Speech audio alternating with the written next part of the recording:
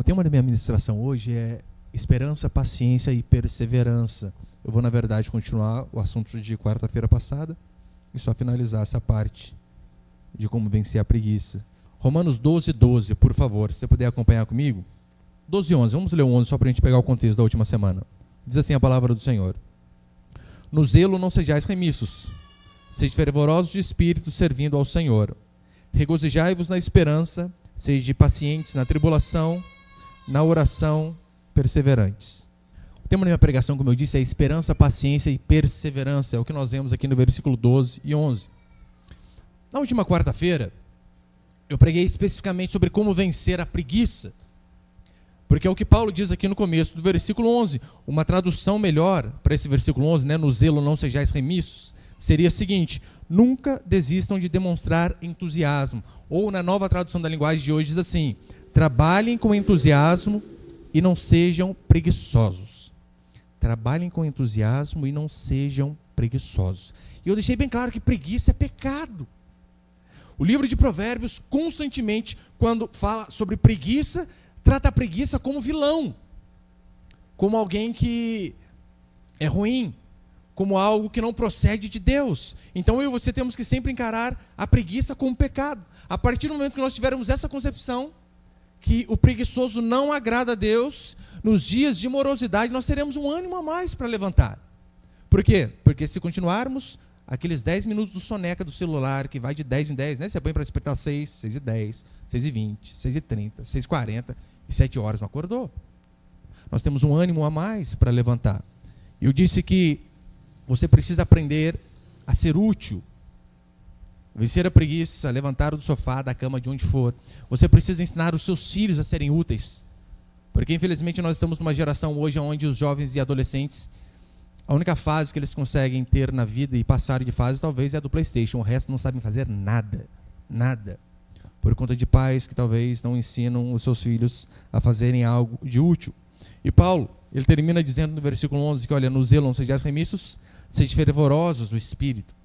No caso de buscar a Deus com intensidade para ser fervoroso, ele não está falando aqui nada com aquele fervor falso, aquele pseudo fogo do Espírito Santo, onde as pessoas tentam, na verdade, produzir algo dizendo que vem de Deus.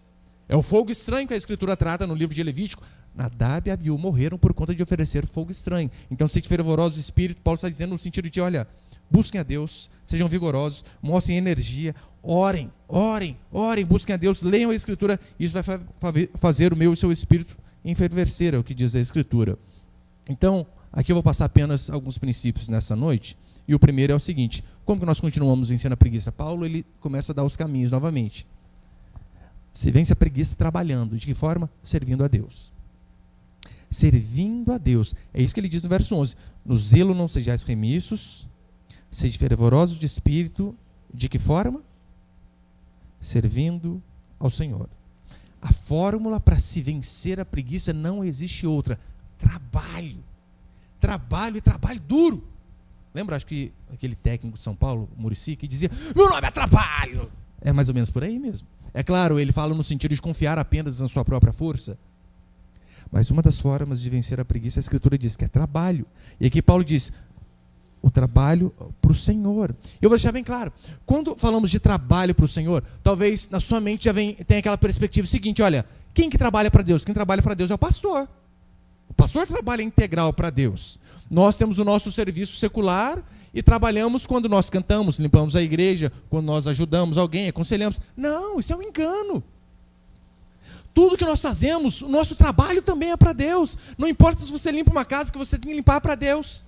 Se você é um eletricista, se você é um mecânico, tudo aquilo que nós fazemos, diz a Escritura, nós fazemos para o Senhor. Portanto, não é apenas o pastor que é integral no trabalho para Deus. Você também. A diferença é que você é exercendo outras funções que não seja aqui no ministério. Você também trabalha para Deus. Você não pode separar e dizer o seguinte: olha, o que eu tenho feito para Deus? Daí você encara o seguinte: o que eu fiz para Deus? Eu orei hoje de manhã, eu li a Bíblia. Mas depois eu fiquei cuidando do meu filho o dia inteiro, fiz almoço pro meu marido, e depois fiz a mesma coisa à tarde de novo. Olha, para Deus eu só fiz aquilo de manhã. Isso é engano. Você sim, você serviu a Deus quando você orou, Você serviu a Deus quando você leu a palavra, você serviu a Deus quando você fez o almoço para o seu marido, você serviu a Deus quando você cuidou da sua filha, você serviu a Deus quando você tratou bem as pessoas que talvez chegaram no seu estabelecimento. E isso é servir a Deus. E todos nós fazemos isso de forma integral para o Senhor. Agora, você também precisa lembrar que servir a Deus é, em primeiro lugar, saber que você não tem opção de servir a Deus, você tem a obrigação de servir a Deus. De tudo que você fizer, fazer para o Senhor. Como assim? Lembra que Paulo disse que nós somos escravos de Cristo? É isso que a Escritura diz em 1 Coríntios 6. Não sois de vós mesmos, porque fostes comprados por preço. Dizendo assim, olha, a partir do momento que Cristo Jesus, naquela cruz, pagou o preço pelo nosso pecado, foi exatamente isso que ele fez, ele pagou o preço pelo nosso pecado, e devido a isso, nós já não somos mais de nós mesmos, mas nós temos um Senhor. E esse Senhor é Jesus Cristo. E se Ele é o nosso Senhor, nós devemos servi-lo integralmente. É interessante quando Paulo se apresenta em diversas epístolas, que ele diz assim, olha, Paulo, servo de Cristo. Essa palavra servo é um eufemismo. Paulo está achando uma forma bonita de dizer algo talvez que não seja tão agradável, tão palatável aos ouvidos do século 20 e 21. Por quê? A palavra ali, servo, é doulos, que significa literalmente escravo. Paulo está dizendo assim, se apresentando para as pessoas, Paulo, escravo de Cristo. Sim, eu não sou mais meu dono, é o que Paulo está dizendo. Alguém me comprou e eu sirvo a alguém. A ilustração que ele está dando é o seguinte, olha, antes todos nós, sem exceção, éramos escravos do pecado. Lembra que ele vem explicando em toda a epístola de Romanos? Nós éramos escravos do pecado. Nós servíamos a um Senhor. Qual o Senhor? O príncipe deste mundo. Pode ver, você, antes do Senhor tocar o seu coração e te escolher, você era escravo do pecado, você tentava lutar. Eu, durante 35 anos, eu via minha mãe tentando parar com o bendito vício de cigarro e perdendo para um bichinho assim de 5 centímetros, não sei quantos centímetros tem um cigarro. Escravo. Quantas pessoas você vê o tempo todo lutando contra as drogas, contra a mentira, contra a imoralidade, contra o adultério, mas não consegue. Por quê? Talvez o maior exemplo seja a Cracolândia. Todos nós somos aqueles dependentes químicos e espirituais. Nós não conseguimos viver sem o vício do pecado. Até que o nosso Senhor possa vir nos resgatar daquele tirano chamado diabo que nos escravizava, cortar as nossas correntes e dizer, olha, eu estou pagando preço por você, está aqui o sangue do meu filho. Agora você já não é mais escravo do pecado, a partir de agora você é o meu escravo, você vai servir a mim. Essa é a ilustração que Paulo está dando, é essa analogia que Paulo está fazendo. E convenhamos, escravo não tem vontade própria, ou você acha que tem? Antes da princesa Isabel abolir a escravatura, você acha que o soldado, lá que os escravos ficavam fazendo planos? O que eu vou fazer no próximo Natal, hein? Vai fazer nada, você vai fazer o que ela mandar, se não fizer, você vai para o tronco. É assim que funciona. Escravo, o objetivo dele é obedecer ao seu Senhor. Essa é a ilustração, essa é a analogia, e é exatamente assim que eu e você devemos fazer. O grande objetivo da nossa vida não deve ser coisas, carro, casa, nem família. Eu não estou dizendo que você não possa batalhar por essas coisas, pode. Mas este não pode ser o seu fim, a sua finalidade. A causa da existência da sua vida não pode ser coisas, mas sim se preocupar em fazer o que o seu Senhor quer que você faça. É para isso que eu e você vivemos. É por isso que nós não cantamos aquelas músicas, tem uma musiquinha mais ou menos assim, né? Volte a sonhar, Deus ainda realiza sonhos. Ai, meu Deus, a gente não canta aquilo lá. Sabe por quê? Você foi chamado para sonhar o sonho de Deus, não o seu. Porque qual que é o seu sonho? Honda Civic, da maioria. Camaro. Hoje em dia eles resumiram a teologia em Deus dar coisas para nós. Como eu disse, nada contra. Mas esse não deve ser o centro da minha e da sua vida. Você foi liberto de um antigo dono que te mandaria para o inferno e agora você é servo de um Senhor bondoso, misericordioso e gracioso. E, portanto, eu e você devemos servi-lo com todo o nosso coração. Porque Paulo deixa claro, né? Servindo ao Senhor. Percebeu que ele não diz servindo a si próprio? Servindo às suas próprias vontades? Mas servindo ao Senhor. No Salmo 116, o salmista vai dizer assim: o que darei ao Senhor por todos os seus benefícios para comigo? Você já fez essa pergunta? Com base em tudo aquilo que Deus me fez, o que eu farei para Ele? O que eu darei em troca? É claro, você não pode dar nada, porque tudo que você tem vem dele, tudo que nós temos veio dele. O que nós podemos fazer é o quê? É dizer: Senhor, assim como a irmã deu testemunho aqui domingo, assim como o Senhor me resgatou, assim eu viverei para o Senhor daqui em diante. É isso que eu e você devemos fazer. É isso, essa pergunta do salmista: o que darei ao Senhor? Ele está falando justamente para isso. Olha, dê a si mesmo. Se doe para o Senhor, porque Ele comprou você. Paulo também diz assim em 2 Coríntios: Ele morreu por todos, para que os que vivem não vivam mais para si mesmos, mas para aquele que por eles morreu e ressuscitou. Ele morreu para que nós, os que vivem, não vivam mais para si mesmos, mas para aquele que por eles morreu e ressuscitou. Este é o objetivo da vida do cristão. Ele acordar toda manhã, ler a Escritura, porque é através da palavra que nós sabemos aquilo que Deus quer de nós. Não adianta você estar lá: Senhor, o que o Senhor quer da minha vida? O que será? Você já leu a Escritura? Você lê diariamente a Bíblia? Pode ter certeza, nela vai ter exatamente aquilo que o seu Senhor quer de você. Servir a Deus é obedecer ao Senhor, é fazer de tudo para que o nome do Senhor, para que a reputação do nosso Deus não vá por água abaixo. É ser um bom representante do Senhor aonde nós estivermos. Você representa bem o Deus ao qual você serve? O seu Senhor? Você é um bom representante dele? Não é assim que nós dizemos quando, por exemplo, olha, tem um embaixador de outro país que vem aqui. Ele vem representando a autoridade máxima daquele país. Nós somos esses embaixadores. Pessoas que lá no seio da nossa família, do nosso trabalho, da nossa faculdade, em qualquer lugar, nós estamos representando o nosso Senhor. Portanto, cuide para que a reputação do seu Deus não vá pelo ralo por conta do seu comportamento.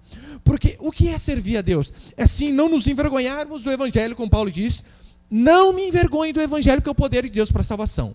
Mas não é apenas não se envergonhar do Evangelho, é também não ser uma vergonha para o Evangelho.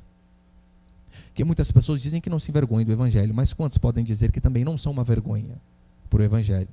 1 Pedro 2, 11, 12, Pedro vai dizer assim: Amados, exorto-vos como peregrino e forasteiros que sois, a vos absterdes das paixões carnais, que fazem guerra contra a alma, mantendo exemplar o vosso procedimento no meio dos gentios.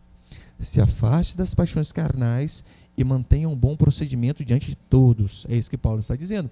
Para que, naquilo que falam contra vós outros, como de malfeitores, observando-vos em vossas boas obras, glorifiquem o Deus no dia da visitação. Ou seja, que os ímpios olhem para nós, vejam as nossas boas obras e glorifiquem ao nosso Senhor, ao qual nós servimos, ao qual nós somos escravos. Em Mateus capítulo 5, verso 16, vai dizer assim: Assim brilhe também a vossa luz diante dos homens, para que vejam as vossas boas obras e glorifiquem o vosso Pai que está nos céus. Essa é a pergunta que eu e você devemos fazer constantemente. Nós estamos glorificando o nosso Senhor naquilo que fazemos? Como eu deixei bem claro, não só quando você ora. Se você trabalha com comércio, você glorifica a Deus atendendo bem as pessoas? Se você é um eletricista, você glorifica a Deus fazendo bem o seu serviço? Se você é uma mãe, se você é um pai, você glorifica a Deus ensinando os princípios da Escritura e bons modos para a sua criança? É assim que nós glorificamos ao Senhor. Depois ele ainda vai dizendo no verso 12: regozijai-vos na esperança. Como assim regozijai-vos na esperança? Você sabia que a cosmovisão que você tem de mundo, a visão que você tem do mundo, vai determinar em muito a sua alegria ou a sua felicidade. A visão que você tem de como funcionam as coisas. Olha como é triste. Imagine o ateu, a cosmovisão do ateu, como que ele enxerga o mundo. Eu vim da onde? Do nada. Eu vou para onde? Vai para o nada. Você consegue imaginar um ateu se despedindo do outro? Normalmente nós fazemos de que forma? Fulano, vai com Deus. O ateu faz o que? Vai com as forças aleatórias do espaço que governam a natureza. Não sei como que eles falam. Mas se você acredita que você veio do nada, você vai ter uma vida frustrante aqui neste mundo. Por quê? O que te espera é nada. Agora, se você, ou se você é pior, né, como os evolucionistas que acreditam que nós viemos do macaco. Sabe que na escola ensinam isso até hoje, infelizmente. A árvore genealógica está lá, tem você, seu pai, seu avô, Tony Ramos, King Kong. King Kong. O macaco vai falar, você veio daqui. Meu Deus, uma pessoa que acredita que veio do macaco, como que vive, gente? Mas para onde é uma criatura que veio do macaco? Eu vou voltar do macaco. Agora, se você é cristão, mas todavia você é um cristão totalmente materialista, que faz da sua alegria, da sua fonte de alegria, as coisas desse mundo, você mesmo dizendo ser cristão, você vai ter uma vida frustrada. Como eu disse, nós podemos e devemos ter esperança neste mundo. Meu irmão, você deve orar para que você possa dar uma condição melhor de vida para a sua família, para que você tenha um emprego melhor, um salário melhor, um carro melhor. Não há problema com essas coisas. O problema é quando Paulo diz o seguinte, olha, se a nossa esperança em Cristo se limita apenas a esta vida aqui, somos os mais infelizes de todos os homens. Se a nossa esperança é apenas isso, se o sonho da sua vida, meu irmão, é o dia que você tem um Ford Fusion, você vai entrar em depressão, porque você conquistou o objetivo da sua vida. Para que você vai viver agora? Não tem mais objetivo. A não ser que nós tenhamos os bens de consumo como um meio para alcançarmos coisas maiores. Como, por exemplo, você orar por um carro. Para quê? Para que através desse meio de transporte você possa frequentar mais os cultos. Para que através desse meio de transporte você possa ajudar mais as pessoas. Você possa talvez visitar os seus pais com mais frequência, coisa que talvez você não consegue por conta da debilidade. Essas coisas são apenas um meio e não um fim em si mesmo. O ensino da Escritura é que o mundo jaz no maligno e só vai piorar a cada dia. Portanto, a nossa esperança não pode estar enraizada apenas aqui neste mundo. Não pense assim, meu irmão, eu vou falar para você, é uma utopia essa história de que um dia utopia é o paraíso, né? É mentira que essa utopia cristã que um dia as coisas todas vão melhorar, que um dia todo mundo vai se converter, porque pastor, eu leio lá o IBGE dizendo que a quantidade de cristãos tem crescido a cada dia. Meu irmão, olha a imoralidade que nós temos no nosso país, que tem crescido mais do que o cristianismo, do que o pseudo-cristianismo. Não pense que este mundo um dia vai melhorar, porque não vai. A tendência é piorar. Por isso que quando derrubaram a prisão em segunda instância, eu fiquei tão triste, tão triste, tão triste. Mas sabe o que me alegrou? Eu falei, assim mesmo, vai piorar, não adianta. Já, sabe o que eles vão fazer? Vão falar que o Lula agora é inocente, e ele vai concorrer à presidência, vai ganhar na próxima. O que resta para nós é Maranata, vem Senhor Jesus, porque está feio o negócio. Mas é isso que a Escritura diz que vai acontecer com o mundo. Ele vai piorar a cada dia e não melhorar. É por este motivo que a nossa esperança tem que ser no outro mundo. A nossa esperança é que quando o Senhor voltar, Ele sim vai enxugar do seu olho toda lágrima. Que quando o Senhor voltar, Ele vai implantar o seu reino de justiça. É tudo que nós não temos em nosso país. Vivemos na terra da impunidade, onde o nosso Supremo Tribunal Federal é um tribunal de vergonha, de corruptos, e essa é a pior ditadura que existe, a ditadura do judiciário, porque você não tem a quem recorrer. Mas não se espante, a tendência é piorar, porque é isso que a Escritura diz. Paulo sofreu de montão, e mesmo diante de tantos sofrimentos, lembrando, sofrimento de Paulo não é aquele sofrimento que você tem, não. Ai, você me perdeu, o Flamengo perdeu, não sei. Não, o sofrimento de Paulo foi sofrimento. Lembra? Paulo sofreu 5 quarentenas de açoite. Aquelas chibatadas que Jesus levou, Paulo tomou 5 vezes. Paulo foi apedrejado, dado como morto. Paulo sofreu um naufrágio. Paulo era perseguido onde ele ia. E Paulo disse que toda essa dificuldade que ele passou, ele diz assim, porque a nossa leve e momentânea tribulação. Meu irmão, se essa tribulação que Paulo passou, boa parte da sua vida era leve e momentânea, e essa tribulação que você tem, talvez, está 2, 3 meses, 1 ano desempregado, hein? O que é? É nada. Comparado com o que Paulo passou, não é absolutamente nada. Agora, como que Paulo pode dizer que a tribulação é leve e momentânea? É porque ele observava esta vida pela perspectiva da eternidade. E se eu e você, meu irmão, fizermos isso, vermos que a nossa vida aqui, 75 anos, que é a média mais ou menos hoje, ver que 75 anos não são absolutamente nada comparado com a eternidade que passaremos com o Senhor, o que é passar 75 anos de sofrimento? Se eu pudesse dizer assim para você, olha, eu vou aqui infligir em você 1 minuto de dor através de uma injeção que você precisa tomar, mas durante toda a sua vida, os seus 75 anos, você não vai ter mais dor nenhuma, sofrimento nenhum. Você toparia Um minutinho de dor comparado com 75 anos, o que é? Absolutamente nada. Agora, o que é 75 anos de sofrimento comparado com uma eternidade de glória? Também não é nada. Paulo vai dizer assim em 2 Coríntios 4:17, porque a nossa leve e momentânea tribulação, depois ele expor o currículo dele, quando Paulo dizia assim, olha, trago no meu corpo as marcas de Cristo, a maioria dos teólogos concordam que é o seguinte, Paulo, quando ele chegava para apresentar as suas credenciais apostólicas, sabe o que Paulo fazia? Ele apenas tirava a camiseta e olhava todo marcado, defeituoso, dizia, olha, isso aqui é por conta do Evangelho. Essas são as minhas credenciais.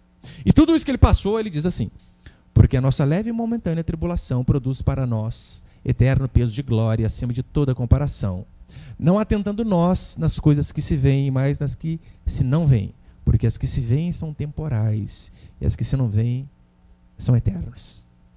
O que fazia Paulo passar pela tribulação desse mundo, pela angústia desse mundo, dando glória a Deus?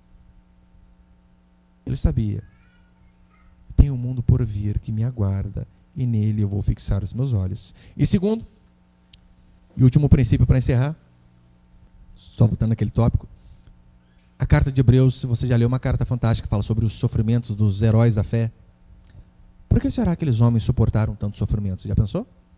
Por que será que na igreja primitiva nós vemos homens suportando tanto sofrimento? É porque eles têm a mesma visão de Paulo. Eles sabem que o reino deles não é deste mundo. E o segundo princípio, paciência e oração. Isso é de suma importância na vida do cristão. No versículo 12, Paulo vai dizer assim, regozijai-vos na esperança, sede pacientes na tribulação, na oração perseverantes. Olha, regozijai-vos na esperança, pacientes na tribulação e na oração perseverante. Há uma sequência lógica que não sei se você percebeu. Paciência na tribulação segue regozijai-vos na esperança. E Paulo já deixa bem claro. Tribulação vem sobre todo crente. Jesus deixou isso bem claro. No mundo tereis aflições. E eu sei que você gosta, na verdade, de um evangelho indolor, onde você vem ao culto e ouve o seguinte, olha, a partir de hoje nada vai dar errado na sua vida. O seu marido nunca mais vai falar com você de qualquer jeito. Nunca mais vai acontecer intriga dentro da sua casa. Nunca mais um filho seu vai ficar doente. É isso que nós queremos ouvir. Só que não é este o evangelho. O evangelho vem, na verdade, preparar a mim e você para batalhas. Esta é a grande função do evangelho verdadeiro. Tribulação, no sentido original aqui, a palavra, ela fala de algo que exerce pressão a ponto de quase esmigalhar. Tanto é que tribulum era uma máquina usada para moer trigo. Se colocava o trigo lá e moía, e virava, esmagava, virava até pó. E é esta palavra que Paulo diz. Na tribulação, ou seja, quando você estiver sendo lá esmagado, pisoteado, arrebentado, sede pacientes na tribulação. Talvez é o que você menos temos no dia da angústia. Paciência por saber que o Senhor está no controle soberano de todas as coisas. Eu sei que a tribulação ela pode vir por diversas circunstâncias que saem do nosso controle, enfermidades, morte, talvez infidelidade conjugal, doença em pessoas que são importantes para nós, desemprego. E sabemos que essas coisas nos atribulam. Acontece mais ou menos o que está acontecendo aqui com Paulo, né? Parece que há algo nos amassando, nos arrebentando. Como eu e você devemos reagir? Em primeiro lugar, é não nos deixar abalar por elas. É não recuar. É saber que essas coisas virão. Você saber que as dificuldades virão te faz ser mais forte, sabia? Te faz ser mais forte. Tribulação vem sobre todos, sobre crente e sobre ímpio. Mas principalmente o que Paulo diz aqui, sejam pacientes. A palavra paciência aqui, na verdade, ela tem um sentido maior. O sentido dela é persistência paciente. Ou seja, diante da tribulação, seja persistente na paciência. Ou seja, tira da sua mente aquela história de cristianismo hollywoodiano, de que não há dor, que não há sofrimento, servir a Deus, que servir a Deus é a melhor coisa do mundo. É ótimo, é maravilhoso, mas eu vou falar para você, vai chover sobre a sua vida também. Dificuldades vai vir sobre a minha e sobre a sua vida também. Tire essa falsa ideia desse cristianismo romantizado. Eu não lembro o nome dele. Hoje em dia tem até já viu o pastor do banquinho? Que ele senta lá, né, põe a musiquinha de fundo. Fala só coisa que o povo adora, o povo chora. Você é espelho que reflete a imagem do Senhor. Você sai de lá e fala, eu sou o cara. Você sai do culto com o seu ego inflado no último. É por isso que o falso evangelho ele é um perigo. Sabe por quê? Ele não prepara o crente para o dia da adversidade. Ele não prepara o crente para o dia mau. E não saber lidar com o sofrimento nos faz ter uma vida muito mais sofrida. Meu irmão, se você sabe que a vida é dura, você se prepara.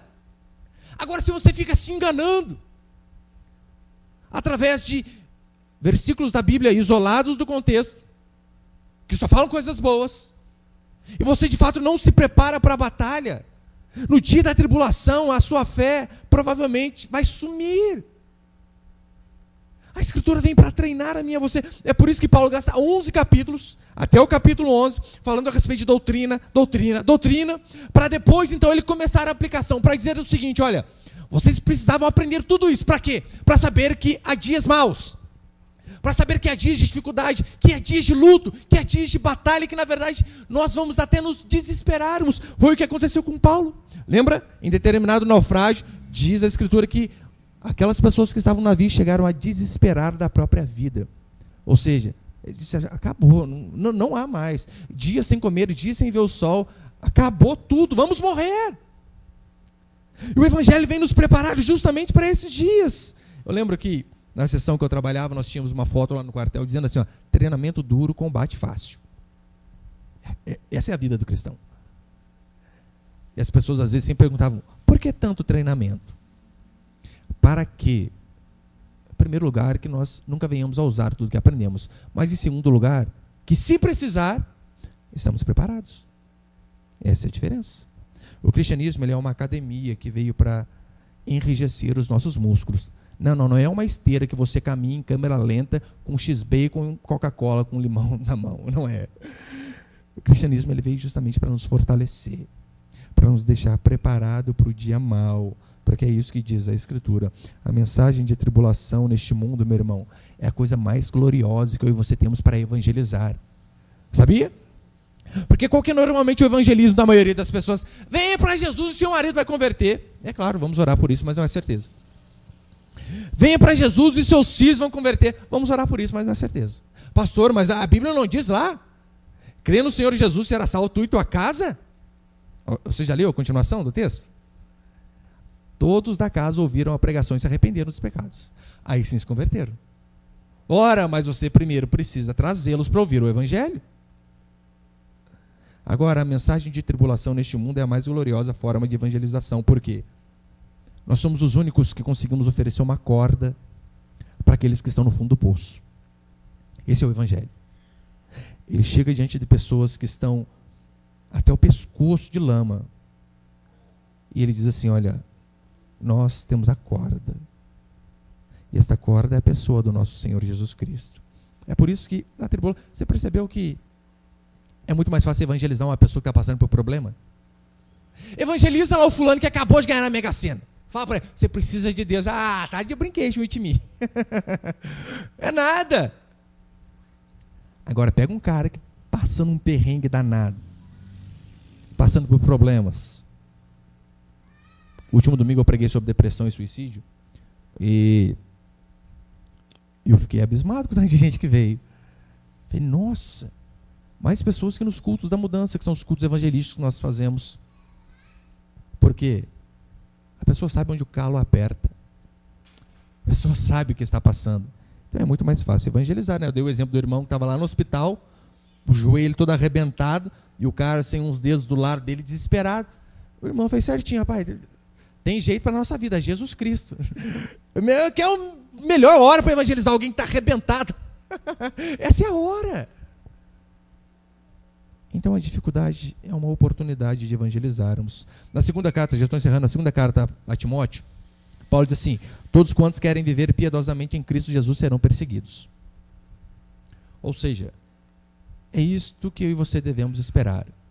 Se nós quisermos, de fato, sermos fiéis a Deus, imagem e semelhança do Senhor, neste mundo aqui você tem que ser perseguido. Se você não for perseguido, porque lembra que a Escritura diz, ai de vós quando todos os louvarem. se você está no meio lá da Babilônia dos ímpios e todos te louvam, cuidado, cuidado.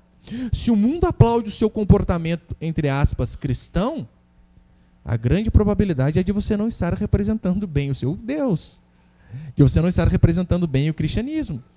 Hoje em dia vivemos uma época onde o ecumenismo quase que predomina. Sabe o que é ecumenismo, né?